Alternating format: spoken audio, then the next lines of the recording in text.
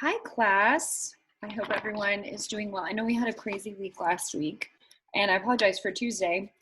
I spent 4 hours in a drive-through line waiting to take a COVID test, which was negative, but it was cumbersome and took up my entire afternoon and into the evening.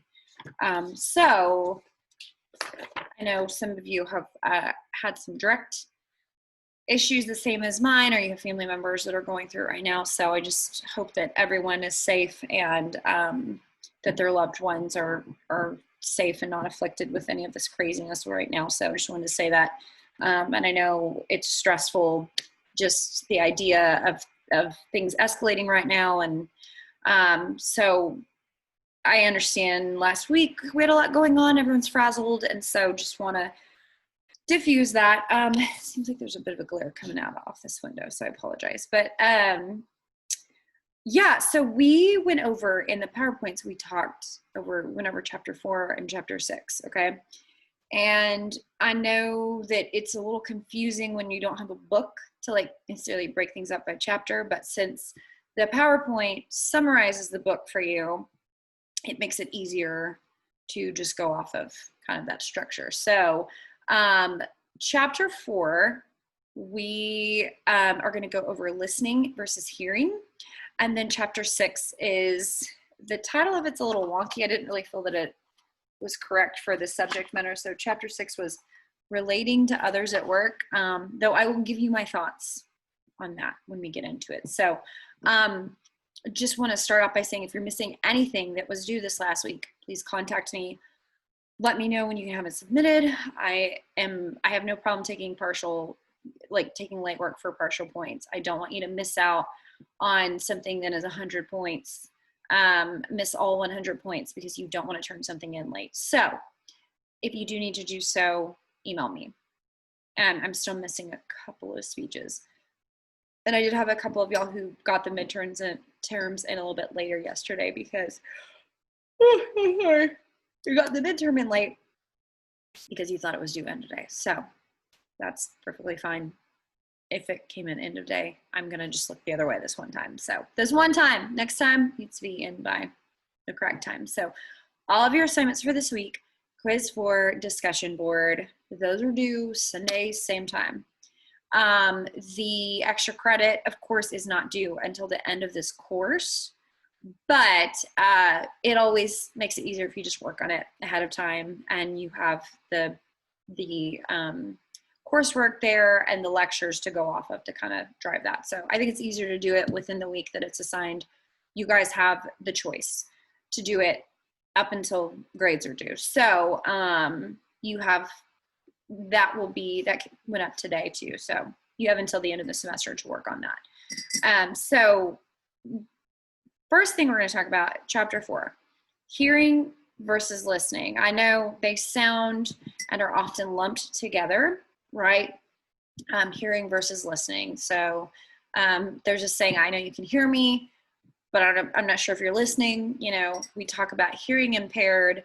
There's no such thing as a listening impaired that I know of, though I do know many people, especially nowadays, who are listening impaired. So the big difference between hearing and listening, and all of this, I'm just recapping your PowerPoints, going a little bit further into it, but hearing is the physical, the audio connection with sound. It's when you have a sound come in and it causes your eardrum to vibrate, and then it sends a signal to your brain. So if someone were to say, "What did you say?" or "What did you say?" it would be because they didn't hear you properly. Now, if someone were to say, now we've all had someone say, "What did you just say to me?" That could be a problem with listening. Listening is the actual process. And remember, it's how hearing transfers to the brain and is received, is cognitively processed, and then we create the feedback from that. So remember, in our communications model, you'd have the sender, the message channel, and then it would come through, get encoded, received, feedback would come back, right? So what this person is actually doing when they contact the message from the sender, they're actually hearing that message. And so there's all kinds of noise that can go on when we're or I'm sorry, they're actually listening to that message. There's all kinds of noise that can go on in the listening process. And we talked about psychological, physiological noise, cultural noise that comes up that makes it hard to listen to people. But hearing is just physiological. So in listening, we hear messages, but we decode and we assign meaning to them. So there's a lot of deeper conversations about how we as individuals process. And we talk about, in the field of communications, we talk about symbolism. You know, if I were to say dog to someone, they may picture a specific type of dog. What they hear is their dog that they grew up with. That's what they picture in their mind. They hear that. Someone may also think my dog, like my friend, my buddy, whatever. That's the type of listening where the differences come about, right? So it's an important part of the communication model. And it's also a stage where there's a lot of things that get broken down and can get kind of messy. So it's really interesting to study the difference in listening versus hearing. The reason I put up that TED Talk is because the woman who is speaking in it, she's pretty much an audio specialist, she's a musician and has worked in music her whole life. And so she talks about the difference of like hearing sounds versus like hearing what the sound represents. So there's two different inferences in what someone says versus like how it's said, what it sounds like versus what it's actually implied within you, the receiver, right? So the stages of listening are, write this down, it's gonna be on the quiz: selecting, attending, understanding, remembering, and then responding. So SAURR. Selecting comes through, you pull out, extract the message from there. Attending, meaning you give attention to something. Understanding, you're processing it within your brain. Remembering, you're getting the feedback in your brain from what this means to you or how it ties to you specifically, and then your response comes after that. Those things can be verbal or nonverbal. Like you can respond nonverbally to someone after you listen, but it's just how you turn that message back around after it's gone through the noggin up here, right? So listening is used best when we posture ourselves as the listener from a place of understanding. I don't know if any of y'all have ever been around someone who's they call it an active listener. And if you're talking to them, they put a lot of right, yes, okay. They're the ones who are nodding like emphatically when you're talking. There are people who do it that are such active listeners that can actually be distracting to speak to them. But those people are very, very on the far end of the spectrum of they're trying to understand what you're saying. And that's why they're responding to you in such a literal way, because they're trying to create feedback and let you know that they're listening. So some people don't like active listening. I follow this, I think it's Brene Brown. I can't remember if it's Brene Brown or Annie Downs, but one of the ladies I follow, it's her biggest pet peeve. Somebody who I know that those are two very different people, but it's their biggest pet peeve is when someone overly actively listens, because it distracts the person who's sending the message. When you're trying to talk and they keep saying, yeah, right, yes, in the middle of you talking to them, it can get distracting if you get distracted easily, which I think we all do at this point. So that's in the response part of listening. But what is great about that is that good listening comes from a place of understanding, right? So we understand others best when we decenter ourselves. They call it, write this down, social decentering. And social decentering means we become other oriented. So we try to understand that person's message versus like our personal experience or where we're coming from or any psychological noise we have. We're better listeners when we take into account where this message is coming from, where the sender's message is coming from. And within social decentering, the most important practice is empathy. So I know we get a little confused about sympathy and empathy. Sympathy means you can understand, right? You can understand someone else's pain or why they feel that way. But empathy is more powerful because empathy means you can actually feel that person's pain. You can put yourself in their shoes. You can understand where they're coming from. And it just makes you a better listener in that way because you understand and feel what that person is feeling, if that makes sense. So the best way to listen is to turn off competing messages. And we have a lot of different ways that things compete within us, in our world, in our psyche, just in the chain, the communication model. There's all kinds of noise that comes up. So, and that compete for our attention. So you want to listen with your eyes. Eye contact is obviously important when you're trying to listen to somebody. And I know that's something as kids, we probably, our parents were giving us a lecture and we weren't looking at them. They were like, pay attention. So that just shows you're being intentional, as if you're facing that person. Also, it makes it easier to like connect the sound to the mouth to the eyes, and they're nonverbals with it. So you listen to understand the major ideas and details. That's a little vague. I understand what the book is saying with that, but it's like trying to summarize overall, what is this person trying to say?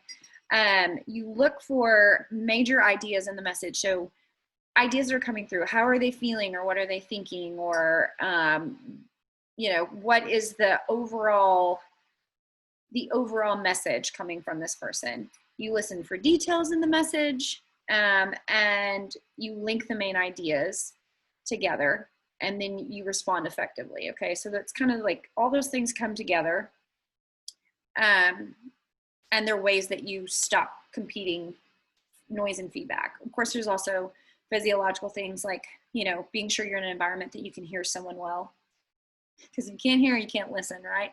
So putting yourself in an environment where you don't have physical noise, or you don't have psychological noise.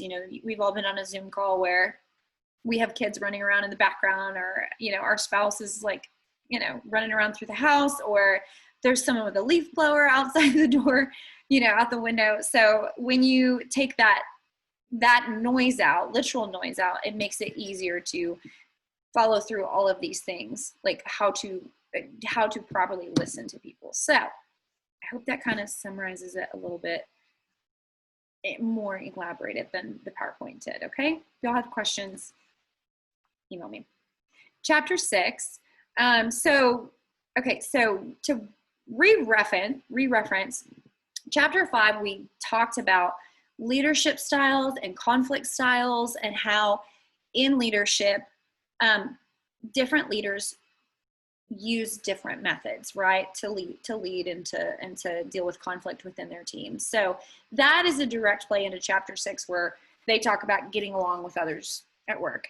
I think this chapter is more based on conflict management, and I think it would have been better to label it dealing with conflict at work, because that is the main focus we talk about in the chapter. We talk about conflict styles, relating to your manager.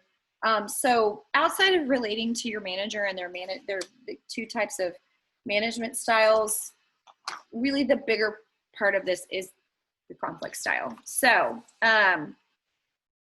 the biggest thing in your work life, like when you're examining how to relate to others, is the concept of relationships, right? So we have a lot of different relationships in a work environment. So it can be lateral, it can be, or let me think, horizontal types of relationships, it can be peer relationships, it can be your manager, it can be your subordinate. There's a lot of different relationships that we all have to manage within a work setting. And so the ability to relate to people is vital in leadership, but also just in existing in a working environment. So if you're someone who has to deal with customer service, it is important that you are able to connect with customers and understand where they're coming from or their frustrations. If you're somebody who is providing a specific type of service, and you have to work with vendors, I've worked with vendors a lot. It's important to me to understand and relate to where that person's coming from. If they specialize in something really specific versus like I have a broader picture of working with like a bigger picture item. So when I worked at Lockheed Martin, I would have to talk to these vendors who were making one part. They would make plastics, they'd make a label or a plastic, and that's all they did. They were responsible for making these adhesive plastic parts. Well, I was working on the entire airplane, like purchasing parts that were from all around the country, different parts. And so I had a different perspective of what I was doing versus what they were doing. But we were all trying to work together to achieve something, to get those parts in the plane and get the plane out down the assembly line and get out the door, right? So part of relating to people is understanding how you have a mutual invested interest. And so that is where relationships come from. And so relationships, like the specific definition of relationship, is ongoing connection made with another person through interpersonal communication. So it's how we utilize interpersonal communication with one another. I like to say, to me, relationships are an ongoing conversation, right? So when you have a close friend or a coworker or whoever, really your relationship is just a continuance of conversations and of going through that model of communication. You're just going back and back around through that bad boy until one of you quits your job, right? Until y'all don't work together anymore. So that relationship is the revisitation of sender receiver feedback, like just going through that, on a continual basis. And so that's why it is really important to interact with people from a place of understanding and show them respect, because you're going to have to go back through that model again, right? Just like a washing machine. So the first way that we look at how people, like how we relate to others, is through our leadership. And so you have two different types of leader. You have a person-focused leader and you have a task-focused leader. So a person-focused leader understands the value of getting to know people on a personal level. That is the person you can come into their office and say, I gotta leave, I gotta pick up my kid.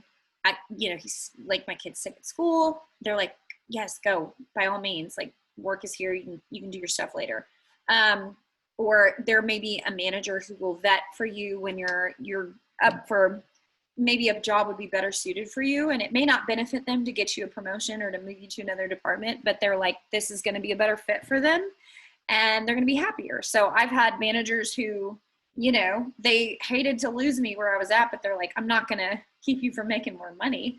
So that's more of a person-focused leader. A task-focused leader is the work takes priority over the person, right? So it's not a warm, fuzzy, feely person, but there are certain jobs where you have to have task focus. Like the military, you have to be task focused.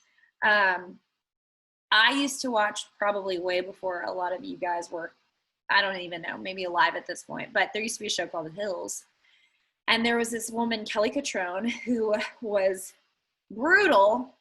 And she used to say, she worked in fashion shows and she worked in the fashion industry, like producing these really, really high level, like New York Fashion Week shows. And so two of the girls who were college age worked for her, and she just didn't have time for emotions. She was like, if you have to cry, go outside, because we are here to get this done, to get this job done. I also, embarrassingly enough, I watched Dallas Cowboy Cheerleaders making the team. I've watched every single episode. And Kelly McConley Finglass, I believe, she's the director. She is so focused on making sure that she represents the team and has the best girls on the squad every year, that sometimes she has to hurt feelings and she has to cut girls that are like veterans or that have been on the team for 4 years or 5 years, but she's there to put the best possible squad on this down on the stadium floor. So she is a very task focused leader, but she does it very diplomatically. And that's why I like watching her, because she's a great coach. That reminds me of Cheer. If many of y'all watch that on Netflix. I'm sorry I'm using like dance and cheer as a metaphor, but those are the ones that I think directly relate to what we're doing. But Monica, I forgot her last name, but she was the cheer coach for Navarro. And Netflix had that show Cheer. Like, that woman is all about getting the job done and doing her best, doing the best work possible. So I don't want you to think that a task focused leader is inhumane. They're just more worried about the end goal. That's their priority, is the end goal within it. So a manager's, like, part of their responsibility, part of any leader's responsibility is in either of those situations is managing conflict. So we had this grid we had this grid I think this is when we went over chapter 5, and it's a little bit small, but I don't know if y'all can see that. You see there's the two different spectrums that kind of meet. So we have high concern for people, low concern for people, low concern for production, or it doesn't say production on here. It says people. What the book says different than the graph. It doesn't say production. It says task, right? Which makes sense because it's people focused versus task focused. Okay, so how people come together to create, like, manage and handle conflict. They're either an avoider, which is someone who they have low concern for people or tasks. Like, that's the person that's like, my grandma used to say, this is an old Polish proverb, but she'd say, not my circus, not my monkeys. So it's like, they're not going to manage or deal with conflict. They don't want to handle it. They're certainly not going to go out of their way to manage conflict that's outside of their own scope of responsibility. And so that type of person just kind of avoids it at all costs. The accommodator has a low concern for task and a high concern for people. So that person is going to do something for the better of the team, even if they don't really agree with the methods or what the message is, right? They're just like, okay, well, this is what everyone else is doing, so I'll just go along with it and we'll just get stuff done. A competitor has their high concern for task and low concern for people. So a lot of times that's like kind of I talked about the coaching, like they're looking at the end goal and getting the achievement. That's the most important thing, is like, they're focused on the results, and they need the right people to get them there, and the right people are going to get them there and have the same drive. But at the end of the day, like, their focus is, we're resolving conflict so that we can get to the next place. Collaborators have a high concern for task and for people. So that's, okay, how are we going to work best to get to where we need to go with each other? Like, putting egos aside and putting our own expectations aside of what we want. What's the best result? What's the best way for us all to get there together? So then you have a compromiser. So compromiser is middle of the road on task and people. They're really good on the negotiation side of, I'll give you this if you give me that. And so to me, compromisers would be what we think of a mediation, or someone who, if you think of like negotiation, what the field of communication states is that anyone who's good at compromise or negotiation knows that in a negotiation or mediation, both sides are not going to be super happy when they leave the table, because they're not to leave something on the table that matters to them. So a compromiser is going to understand the importance of, I've got to give some to get some. So they say people who are really good at politics know how to do that. So I've been told Ronald Reagan and Bill Clinton were like phenomenal at like, it is called quid pro quo in the legal term or in the political term. So it just means that for this, tit for tat, this for that. And that's what compromisers do. They're willing to forfeit certain things to get what needs to like be accomplished on their end. So when you have to manage a conflict as a manager. The book really like sets the scene for like how you're going to handle this. I think it seems very formal. And so I think the way the PowerPoint talks about it is, you bring people into an HR office and it seems like this really big, stiff, uncomfortable thing. So I want you to know this is more so where the book comes from. But they talk about, you have to find an agreeable time and place where everybody that is in the conflict can be there.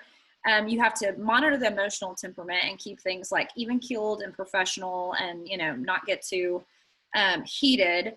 You need to be non-verbally responsive to others. So, people need to be off their phones. They need to like be focused and dialed in and seem physically there, and mentally there as well. So, and they need to be, avoid personal attacks. So a really big thing in mediation and in counseling is I, you, we statements. And so in conflict management, you try to take away any I statements or you statements. So anytime you point the finger and you say you, like the theory is that there's three pointing back. So you don't want to say, You always do this. You are responsible for this. You don't do this well. That's another thing I always say. Avoid the words always. Always. You should never use the phrase always in conflict negotiation. You should never say you're always late. That's ineffective. It's more effective to say you seem to be late consistently, or you've been late 3 to 5 times this week. Not always. That really paints a very broad kind of destructive tone for negotiating. And so you don't want to use always. Those are just not good words that help like collaborate with it. So in order to manage conflict, we talk about the acronym PUGS, P-U-G-S-S. Okay, so when you have a conflict, you want to P, describe the problem. When you, like we said, when you describe the problem, you avoid using you and I language, okay? So in you and I language, you finger point. So we want to avoid that when you describe the problem, okay?